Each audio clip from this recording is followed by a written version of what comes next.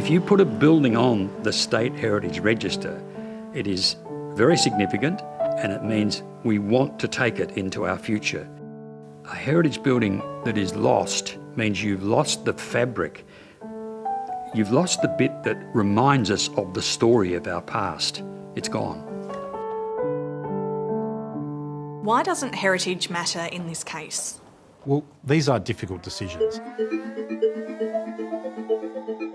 It's a grand vision, Adelaide's new $3 billion hospital specifically for women and children. But to achieve its ambition, the South Australian government will bulldoze a piece of the city's history. Police barracks dating back more than a century. This is not the easy decision to take, but it is the right decision to take in terms of the long-term interests of the health of women and children in our state. The barracks in the city's west were built in 1917 for the state's mounted police and are now also home to the dog squad and museum. What shocked opponents of the demolition is the fact the site has been protected by a state heritage listing for almost 40 years. This is unprecedented. This is a huge breach of our understanding and faith in the system. The assumption is there under the legislation. This will not be knocked down. Veteran broadcaster and heritage advocate Keith Conlon is leading the charge to save the barracks. He's concerned the demolition will set a precedent. There is a real danger that trust in the heritage system will be damaged quite seriously, that people will be really uncertain about how protected is that place. Is there another really good project for the public good that might mean it could get knocked over? It is an astounding attack on the foundations of the system. We have clearly had to make a very difficult decision in this case, and we've prioritised the health needs of the community and women and children in this state over those heritage concerns. We've been upfront about that. We've been very clear about that priority that we've made. Protection for heritage buildings in South Australia was enshrined in law in 1978 after Premier Don Dunstan notably stepped in to save a historic Adelaide bank from demolition. The current Labor government will effectively override the Heritage Act with special legislation to allow construction of the new hospital on the barracks site.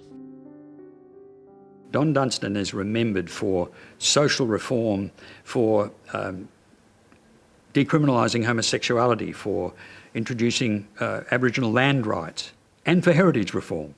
Have we seen the beginning of a rewriting of the rules here? If that's the case, then there will have to be a battle royal. What do you think Don Dunstan would have made of this decision? I think that he would be absolutely supportive of making sure that we've got the best possible outcome for women and children in this state. At the expense of heritage? There's always difficult decisions that have to be made.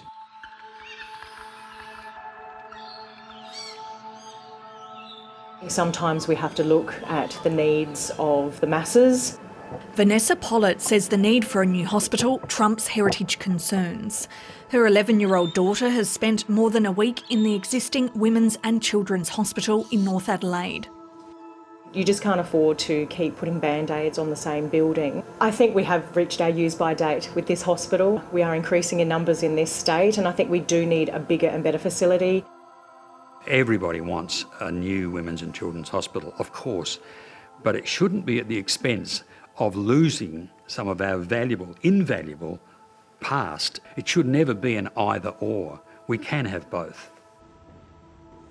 Others argue there are bigger issues at stake. National Heritage Council Chair and former Victorian Premier Ted Baillieu is worried the nationally protected Adelaide parklands, which surround the barracks, could also be at risk.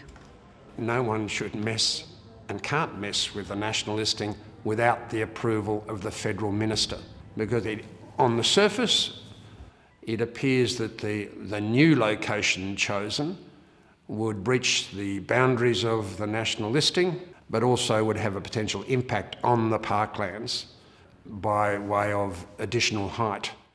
Obviously, if there is an issue, then we'll go through the appropriate processes. There are about 15,000 state heritage listed places across Australia and more than 100 nationally listed sites.